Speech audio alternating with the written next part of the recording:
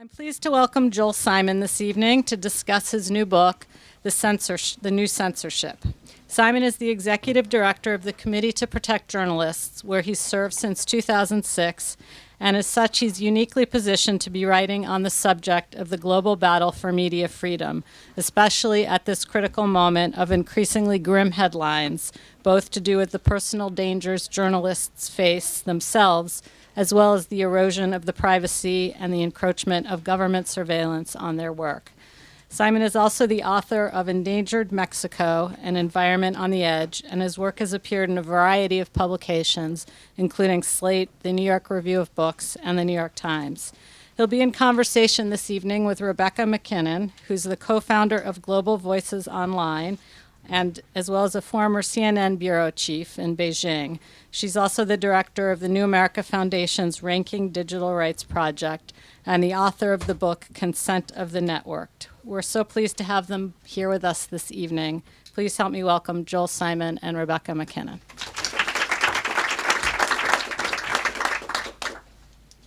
Well, thanks very much. I understand, Joel, you have a Yeah, I have a short spiel, which I'll deliver now. So first of all, let me say just how delighted I am to be here. This is my first visit to Politics and Prose, but it's a legendary bookstore.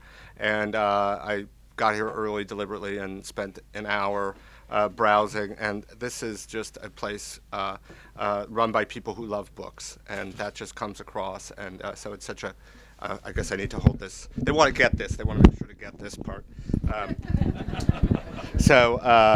But this is really a special place. And I'm also just delighted to be here with Rebecca, who's an amazing journalist, a pioneer for internet freedom, and her book, Consent to the Network, was an inspiration for me and a source of research for my book. So I'm really appreciate your taking the time to join me. And I want to welcome, I see a lot of friends here, so I want to welcome you all. So why did I write this book? Well, there were a couple reasons. One is I wanted to explore this fundamental paradox. Now, for those who don't know much about my background, I run an organization called the Committee to Protect Journalists, and our job is to defend the rights of journalists around the world. So I've traveled to a lot of interesting places where journalists are facing threats and violence and persecution, and I've engaged with governments, and I've advocated for the rights of journalists. And one of the things that I've seen in my travels that was confounding to me is we live in an information age. We live in an age in which information has never been more readily available. We live in an age defined by information, and yet the people, the individuals who bring us this information, have never been more vulnerable and more victimized. The last 3 years, we've seen record numbers of journalists killed, over 200 journalists in the last couple of years. We've seen record numbers of journalists in prison, over 200 journalists in prison at the end of the last 3 years. Those are the highest numbers that we at the Committee to Protect Journalists have ever recorded. The surveys, these annual surveys of press freedom conditions worldwide, they may not be, there's a debate about how methodologically sound they are, but they're the best information we have, and they indicate that press freedom is in decline. And this is my experience as well. Wherever I go, I see that journalists are facing unprecedented threats and risks. So I wanted to explore this. I wanted to understand the why, and I wanted to think about what we could do to confront this reality. So the first thing that is obvious is that, as I said, we're so dependent on information. This is an age in which information is the currency, information is the value, and the technology has brought information to huge swaths of the world who've never had access. And I think in the deluge of information, we're actually blind to the gaps in our knowledge, and we're also blind to the systems that deliver this information to us. So what are the threats? I mean, first, I think the fundamental reason that we're seeing this spike in numbers, this increase in risk, is because the power dynamic has shifted. The relationship that journalists have with the individuals and institutions and governments that they cover. It really was the power of the press in many circumstances that provided a certain level of protection. And one way of thinking about this is, when journalists used to go out into conflict zones, they would put, press on their car, or they'd wear a vest that identified them as journalists. And in many places around the world, that's laughable. Or think about when you were a journalist and you would get into a bit of trouble, and you might tell the people who were, detaining you, whether it was a military base, or, if you were, I had this experience in working in Central America, or some rebel group, you might say, listen, if you detain me, there'll be no one to tell your story. Well, that's also laughable. Because they have many ways of communicating. So what we're seeing is, in many parts of the world, the information monopoly that journalists once possessed that gave them this safety has evaporated. And so journalists themselves are much more vulnerable. There's been a new strategy of repression that has emerged in this environment. I call these folks the democratators. These are leaders who are elected democratically, have genuine popular support, but govern in a repressive way with in many instances, contempt for the independent institutions, including the media, that constrain their power. In the book, I look at Turkey, I look at Putin's Russia, I look at Hugo Chavez's Venezuela, and this is something I also see in Egypt and other parts of the world, where you see real popular support for repressive leaders, and you see strategies that are designed to suppress and control the flow of information. I talked a little bit about what you could call the terror dynamic of the challenge that journalists face covering terror groups who, again, just don't find journalists useful. They have no use for them. And that's one of the reasons we're seeing such a spike in journalist killing. Then there's the issue of surveillance and the platform that we depend on to deliver information on a global level, the internet, and I hope Rebecca is one of the world's leading experts on this issue, so we'll talk a little bit about this. And then finally, I think the institutional weakness of the media itself. And, as an institution, there are fewer foreign bureaus, there are fewer resources, the networks that media institutions used to provide to ensure the flow of information, that's obviously dissipated. Now, I don't want to sound nostalgic for some golden era of journalism. That's not what this book is about. I definitely think that there are tremendous advantages that are obvious to the era in which we live, including the fact that there are so many people around the world who can participate actively in the process of gathering and disseminating information. But we also have to recognize the new vulnerabilities that this system creates, the challenges we confront, and the reality that the people, the individuals that deliver us the essential information we need have never been more vulnerable. And the system that we rely on to ensure that we have access to this information is also under tremendous threat. So that's what the book's about. That's what I want to talk about. The one thing I haven't mentioned here is what we can do about this, but I hope that's something we can explore a little bit as we talk. Thanks so much, Joel. I guess this isn't working.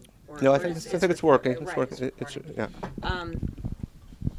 I want to hammer a bit more on this new vocabulary word that you coined, the democratators, because I felt when I read the book that's a really key issue, and I think is perhaps the most surprising to the average reader who's not a journalist themselves or a freedom of speech professional themselves. Is that I think that the conventional wisdom tends to be that since the early 90s, with the fall of communism and the increase of democracy, there's sort of an assumption that there's more press freedom. Right? And the argument you make, or the picture that you're painting with facts about how journalists are increasingly vulnerable in democracies at the hands of regimes that make their populations feel more free because, there's social media and there's this and that. There's a lot of discourse going on, but it's quite manipulated. And then journalists are attacked and jailed. But the population is less aware. It's much less of a black and white situation where if you have sort of a dictatorship, it's much more obvious that that the press is not free, that people don't have access to information, that the press is under threat, and the public kind of feels more on the journalist's side, on the side of the press, and kind of wants to defend them and sympathize with them. Whereas one of the interesting things that seems to be happening in a lot of democracies, say Turkey, for instance, is, you have Erdogan, who kind of turns all his followers who keep reelecting him against the press. And they don't feel that they need the press. Well, that's it. And so this kind of manipulation that is going on increasingly in democratic contexts, and just how insidious it is, and how ordinary people don't even notice it. Yeah, well, I mean, if they notice it, they, in many instances, they support it. I mean, that's the thing. I mean, in Turkey, which was the world's leading jailer of journalists for the last several years, this year, thankfully, it isn't. But, the public was aware that journalists were being put in jail, and they basically cheerleaded a good segment of the public. I recently had the opportunity as part of a CPJ delegation to meet with President Erdogan and other high officials in Turkey. And I've done a number of these kinds of meetings, and there's kind of a ritual. You go in there and you say, you talk about the importance of press freedom, and the head of state says, yes, journalists are vital, press freedom is very important. And then you go, well, then why are you putting journalists in jail? And they say, well, we're not really, and you have the argument. But President Erdogan of Turkey, who, like Putin, by the way, for those who don't follow Turkish politics, he used to be prime minister, now he's president. He did a little switcheroo. Anyway, he went immediately on the offensive. He said, I don't respect journalists. I don't need journalists. They're just hostile. And the other thing he did is he went right after the New York Times and CNN. They are the worst offenders, which is, again, a little bit of a violation. They usually say, oh, the international media, that's okay. The domestic media, bad. But he does not, in his own estimation, and he's been successful in domestic electoral politics, does not need the media. They don't serve his interests. They're oppositional. And so he's on the offensive, and he's been effective in terms of securing democratic victories. And that's, I think, another really important point you're making in your introduction, is that journalists are no longer special. They're no longer considered special because anybody with an internet connection can commit journalism in some way. And that's fantastic. I mean, that's the revolution that we're living, and that has transformed the way that we get information. But it has consequences. I mean, there were certain bad things about the institutional media, but certain benefits. And so, it's a very complex moment. It's so exciting when, there's some mass protest, the Tahrir Square uprising or whatever it might be, and we can get real-time information from average people. But those folks are incredibly vulnerable. It's not that hard for repressive governments to use that technology against the people who are doing that reporting. We it's pretty easy, and this is happening more and more. You're holding up a camera, you're filming, you're fair game. We see that in a lot of places. We also see governments using that technology to reverse engineer protest movements. We saw that in Iran. We saw that in Egypt. What does that mean? It means you haul in somebody. First thing, what do you want? You want their password to their email. You get their, if you have to pull out a few fingernails, you do that. You get their Facebook password, you look at their friend, all that information that's available on the average Facebook page, that used to be precisely the stuff that they would interrogate you for days to get. Now they get it in 2 minutes. Right. And one of the things you talked about in your book, too, and that you work on a lot just in your day job with CPJ, is this whole question of who is a journalist. Yeah. And CPJ is not just defending people with press accreditations who work for known news organizations as employees. You're defending, in your list of jailed journalists and the cases you're defending, you're also defending bloggers and, popular, Twitter users who are using Twitter to report Yeah. and so on. And that's also, the subject of some debate. Why are you defending people who are not professional journalists but are still carrying out journalism on the street in different ways? Well, I think that's exactly, this is part of the information ecosystem, and that's how we have to view it. And the information ecosystem is complex. It involves, professional, like I get really tired of the people who say, oh, traditional journalists have no role. They have a very, very important role that remains. But they don't exercise a functional monopoly. Right. So, but there's a feedback and a dynamic between traditional media and new media, social media and broadcast media, and that's what we depend on to get the information we need. So we have to defend the individuals who are engaged in the practice of journalism and the systems that deliver us the news. Mm-hmm. I want to ask you about something that in the news today. Yeah. And there's a story in the New York Times about it. Is that PEN, the writers advocacy group, has just come out with a new survey, which is sort of the companion survey they did of American writers that came out last year. They're just coming out with data from a survey of writers around the world, kind of members of PEN, which is a writers organization, in which they found a surprising percentage of writers, not just in authoritarian countries, but in democracies, are changing their online behavior, changing what they're writing online, changing what they're searching for, changing what they email about, because they're so worried about surveillance.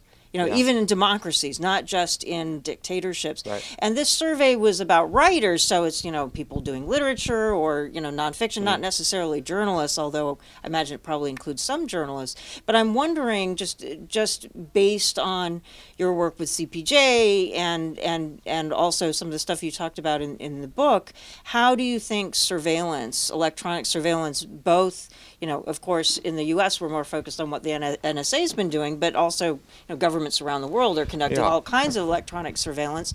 How is that affecting journalists' ability to do their job? How is that affecting the risks they're taking, on behalf of their sources and their contacts? In very profound ways. Again, I think that when you talk about the system, the technological system that we depend on to deliver us the news, part of this system is the ability of journalists and others to communicate and share information and access information with some semblance of security. So the NSA surveillance program, from a press freedom perspective, is extremely damaging for a number of reasons. One is this survey from PEN, which looked at writers around the world, is one of a number of surveys and studies that have been done, most of them anecdotal, about changing attitudes that people have about information and the way they communicate. There was another one that was done late last year by Human Rights Watch and the ACLU that interviewed journalists and lawyers in this country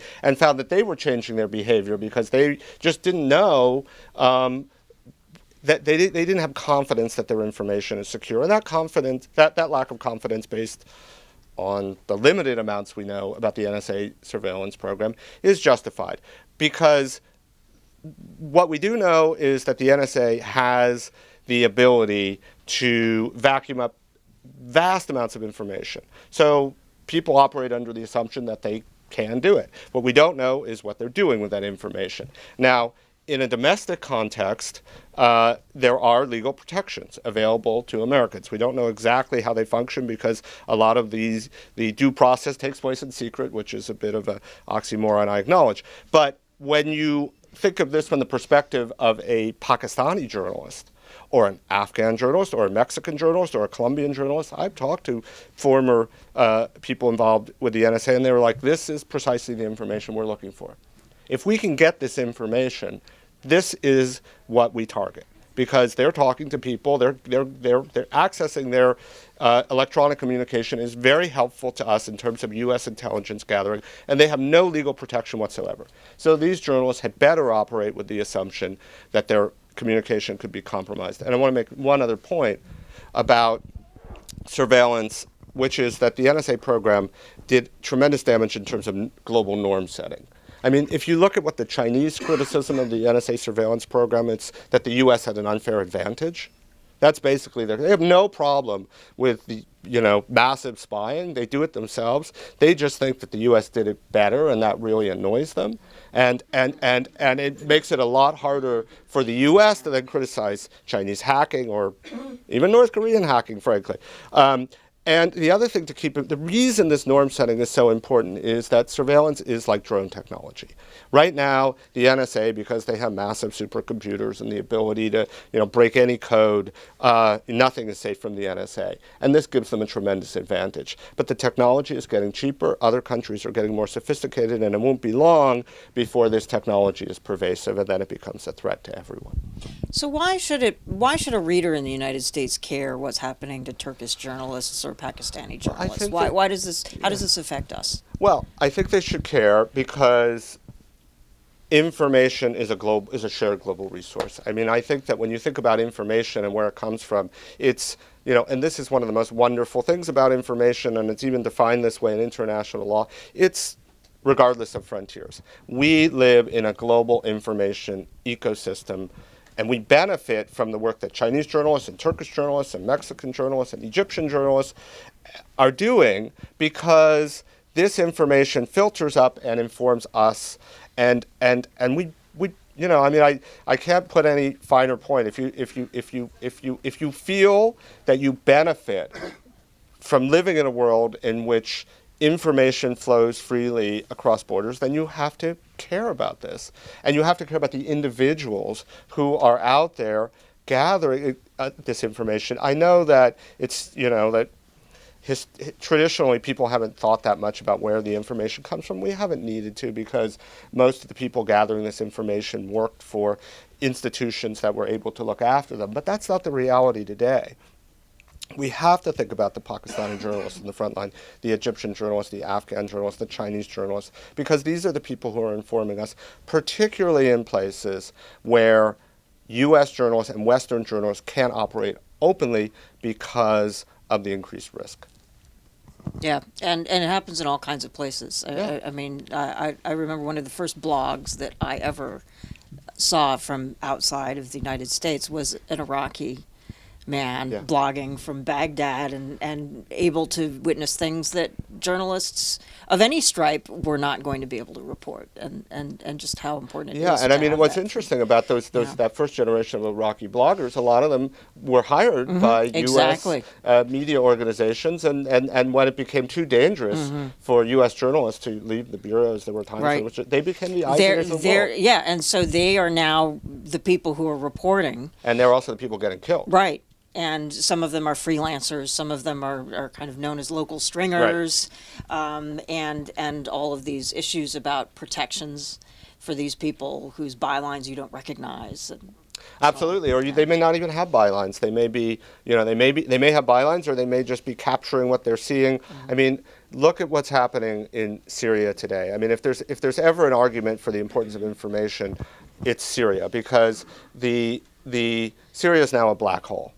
There's basically no information coming out of Syria, and we know that terrible things are happening, and we have no access to that information. And but the limited amounts we do know are just local Syrians, basically. They're the only people who can function, who are documenting their reality, sharing that information with folks outside the country. They don't see themselves as journalists. They might not self-identify as journalists, but they're performing journalism at incredible risk.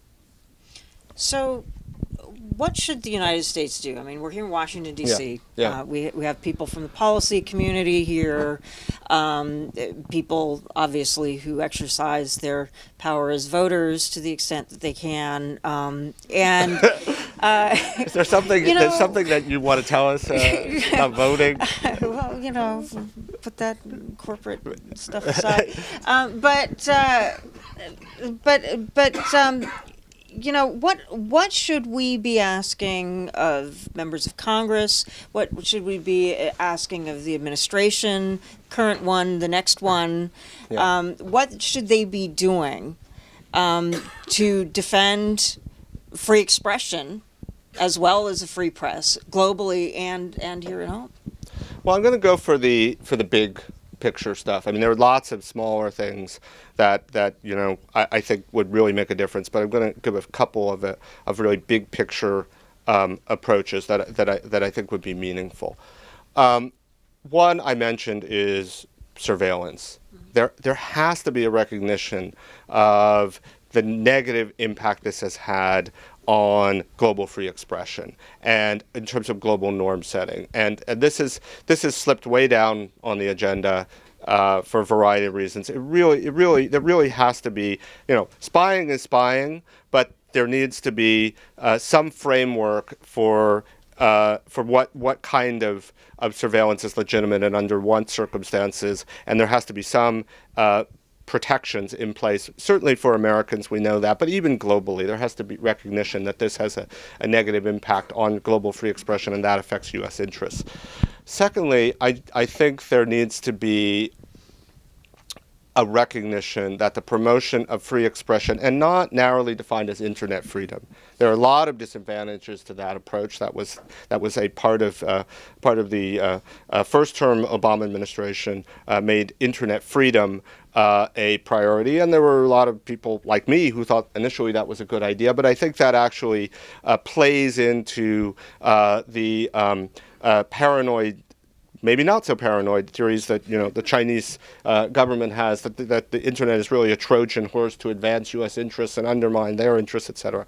So I think they need to broaden that framework and make the promotion of global freedom of expression a foreign policy priority. This is the enabling environment for more broadly for human rights, for creating a global environment where information circulates more freely, and that benefits strategic interests in this country, but really people all over the world. And if it's a consistent policy, then it will be credible. And I would say those are two big things that the U.S. can do. I'm happy to talk about a lot of smaller things, everything from hostage policy, which is a mess. We haven't really talked about that, to some legal issues that I see. But those are the big picture. Well, just quickly before we open it up, I'm sure that people have questions. But on the whole issue of journalists being taken hostage, what's your primary critique of how that's being handled? My primary critique is that the U.S. policy in this area could not be any worse. That's my primary critique.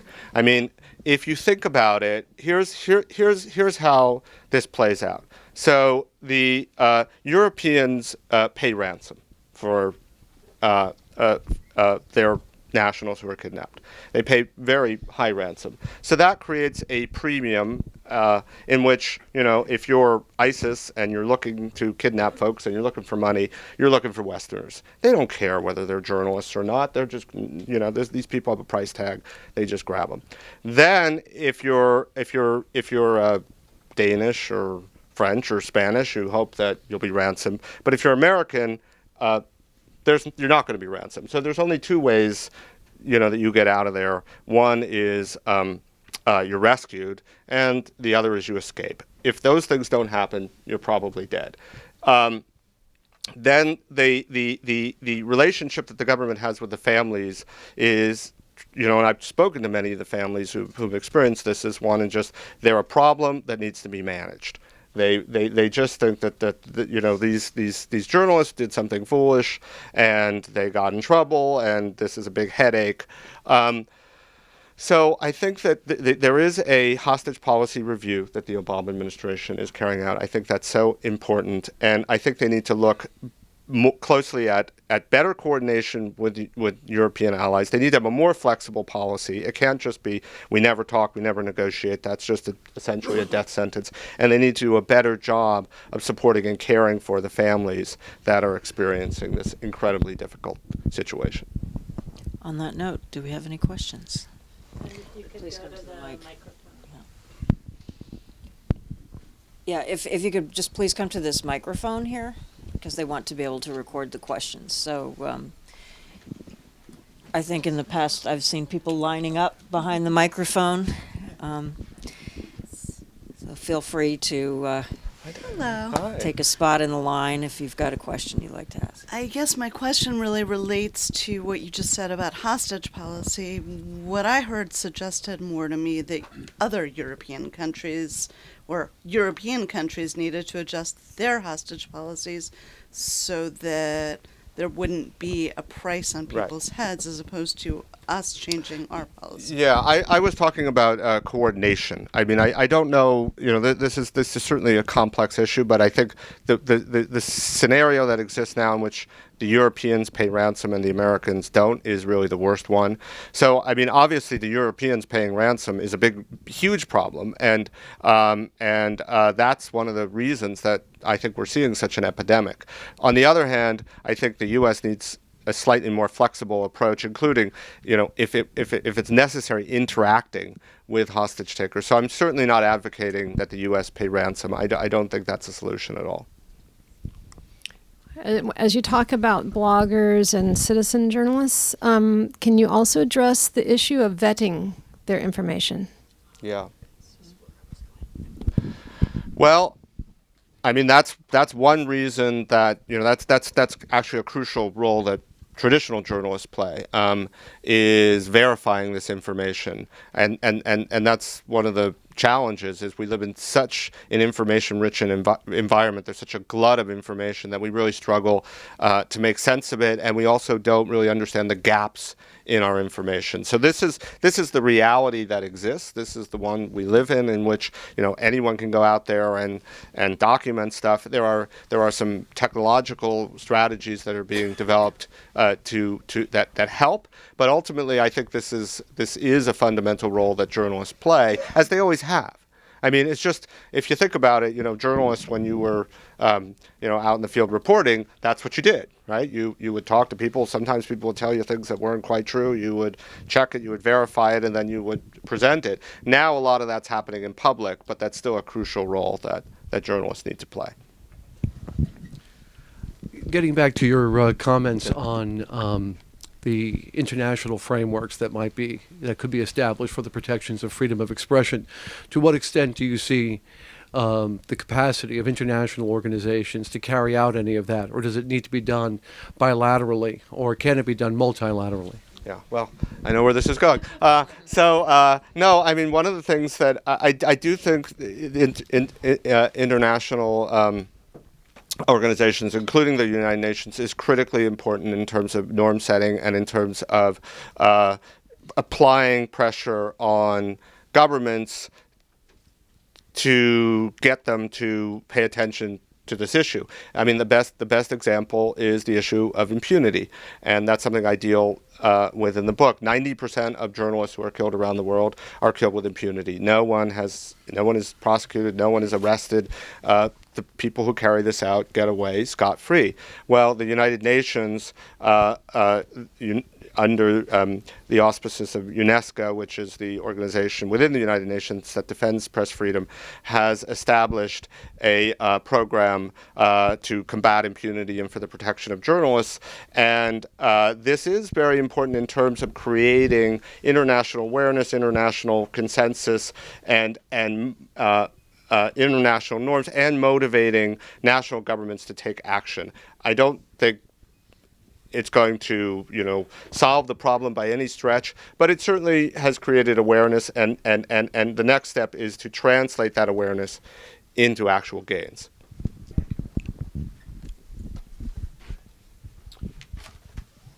You've really not said anything about the problems created when journalists get it wrong. Yeah. A somewhat example is CNN divulged how the Navy was able to disrupt piracy off the African coast, and detailed that in ad nauseum. Actors don't perform when there's no audience. But again, how you address the problem of when journalists get it wrong and keep blasting that. A lesser example perhaps could be the lacrosse mess at Duke, and then the mess at University of Virginia. Well, I mean, I think this really is a separate issue. I'm a freedom of expression guy. So, I believe that, as a society, if we're going to have freedom of expression, we're going to have journalists who get things wrong, and we're just going to have to deal with that. But if you think about it, the other way of dealing with it is, the way that Singapore deals with it, which is if it's wrong, it's illegal. That's one way of dealing with it, or many other governments basically just sort of say, journalism that supports the government, that's fine, and journalism that criticizes the government, well, that's basically prohibited.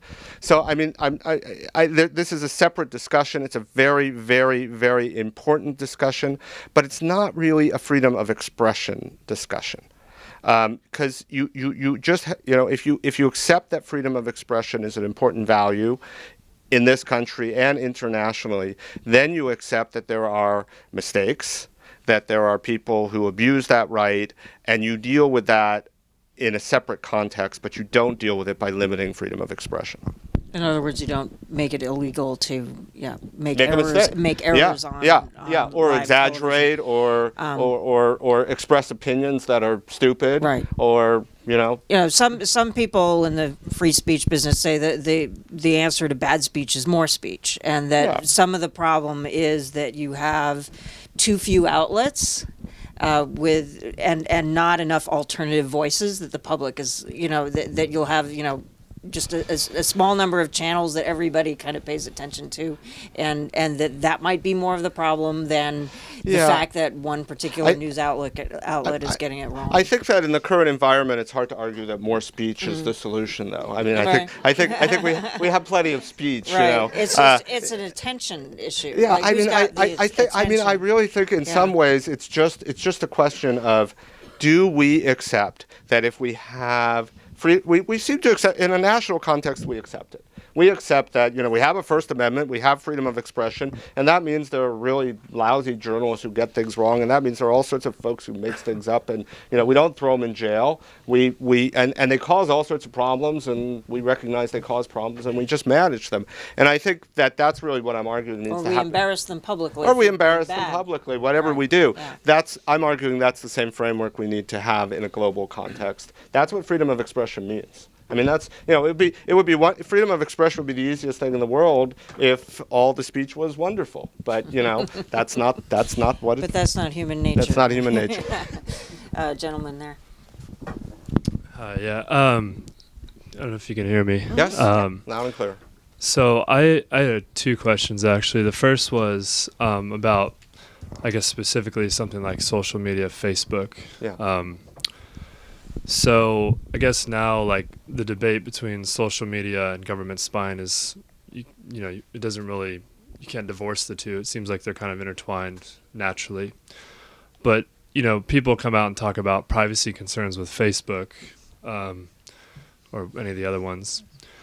But how reasonable is it to expect privacy for a service that at the end of the day you're not in compulsion to use? And I mean, it's free, right? Like you're voluntarily using the forum. Right. So do you think that there's an issue there? I'm going to answer this very briefly, but say that Rebecca's like the world's expert on this and wrote a whole book about it. So Facebook has become a quasi-public space, and Rebecca talk about coined the term Facebookistan. So maybe you want to actually answer that one. Well, I mean, there are different kinds of online services, right? So for instance, if I do a Google search, do I have an expectation that that's between me and Google, or do I have an expectation that my Google searches are going to be shared broadly with, a set of marketers and government agencies and so on, or my email? I do have a reasonable expectation of privacy on my email, on my cell phone activity, and so on. There are definitely social networks that are, primarily public, where there are a lot of people, again, we all have the right to not be so smart, where people put out a lot of information that they then regret, and you're like, well, why did you put it out there? And it got shared. So there are some of those issues that get tied up, I think, a little bit with privacy questions. But there is also the issue of, if you're an activist, and this kind of speaks to journalists, particularly in repressive contexts, who are trying to reach audiences, and their newspaper website gets shut down, and their newspaper gets shut down, and all they have left is their Facebook page, and they're trying to be anonymous on Facebook, like with a fake name, so they can just get their reporting out because it's their only way to do it. And then Facebook shuts them down, or shares their information, or kind of changes privacy settings without telling people and exposes their identity. So there are some pretty serious issues because Facebook has become something of a public square for a lot of people, a lot of activists who are, and journalists who are just trying to get a message out and don't have a better way to get it out. You have some countries now, there's something called Facebook Zero, where Facebook does a deal with the local cell phone service providers, whereby, if you're using the data plan to access, cpj.org or, some other nonprofit website, you're paying a per megabit rate, but if you access Facebook, you can access it for free. So there are some countries, for instance, Burma, right, in Myanmar, the internet is Facebook for most people because that's what they can get basically for free. There's a number of African countries where basically the mobile internet is pretty much Facebook because that's all people can afford. And then there are privacy and vulnerability issues and kind of issues of responsibility of that platform that become much more serious. Yeah, and I was going to ask about that, because to me, I guess the question is, does a corporation owe the public anything? And the related, the related topic of net neutrality seems to be more or less a debate of whether or not, ISPs are utilities like water or electricity. So I don't know, it seems pretty gray because it's also an economic fact that so many people must use the internet. I can't even go apply for a job now without using the internet. So, my second question was related to spying. Yeah. How is it, is it possible to spy? How do you spy on the right people without spying on everyone? How do you know who to spy on unless you're spying on everyone? Not that I'm in support of unchecked spying, but the information, it seems the only way to get information is to cast a wide net. So do you think that journalism... look, I'm not an expert on spying, but there's always a balancing test. We could spy if we had the ability to spy on everyone's most intimate acts and know precisely what they're doing in any moment. Maybe that's some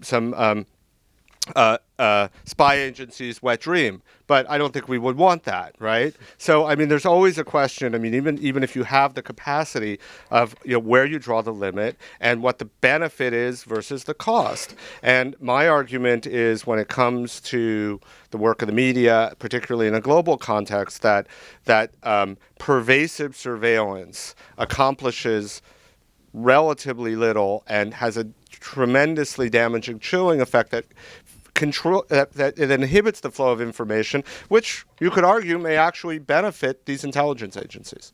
Okay, thank you. Yeah, I really agree with you what you said about the importance of making free expression a priority of U.S. foreign policy as being one of the things that you do about this. But the question that I have has to do with some of the other ways that we go about dealing with the bad results that we're getting in the media these days. Mm-hmm. Taking Turkey as an example, what is going on in Turkey has a lot to do with the fact that the media is highly captured there. Right. And the journalists are basically serving masters that are dictating what they write, which is creating huge political controversies in the country. Right.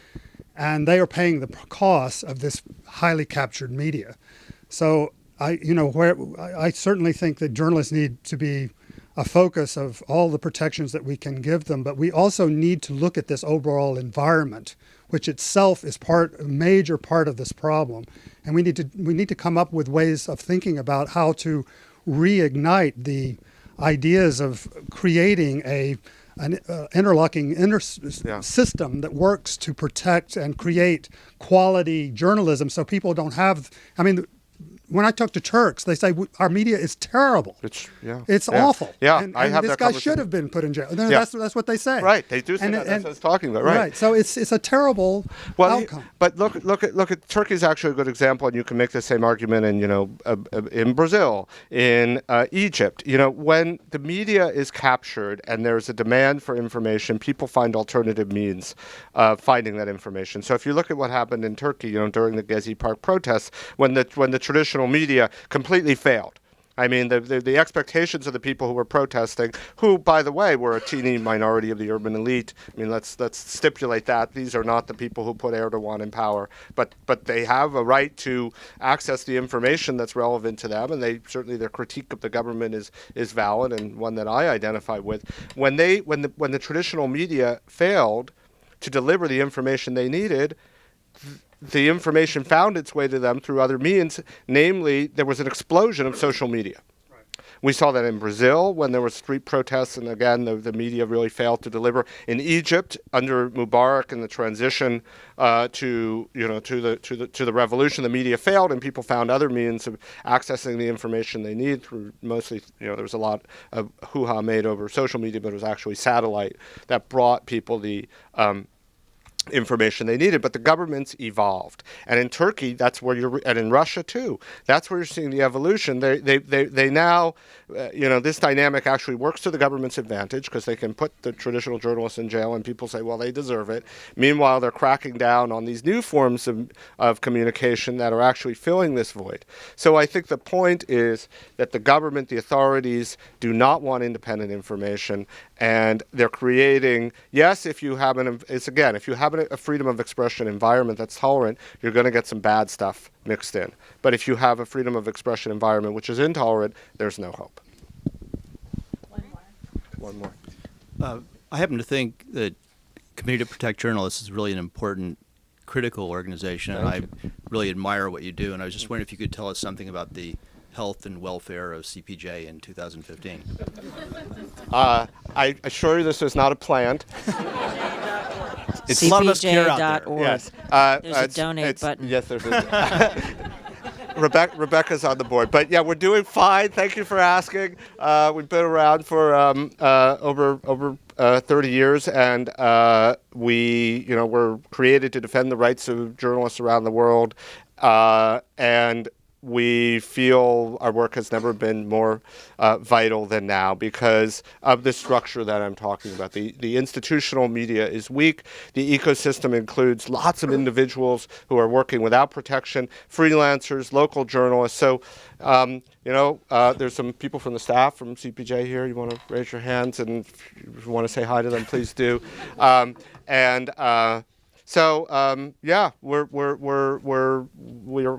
I think the thing we struggle with is how daunting the challenges are. But we also feel that this is our moment. This is the moment when there's a focus on this issue, when people are aware of just how vital the work of journalists is and how important freedom of expression is in this moment. So that's what energizes us. Thanks. Thank you. Thank you very much. Thank you. Thank you, Rebecca.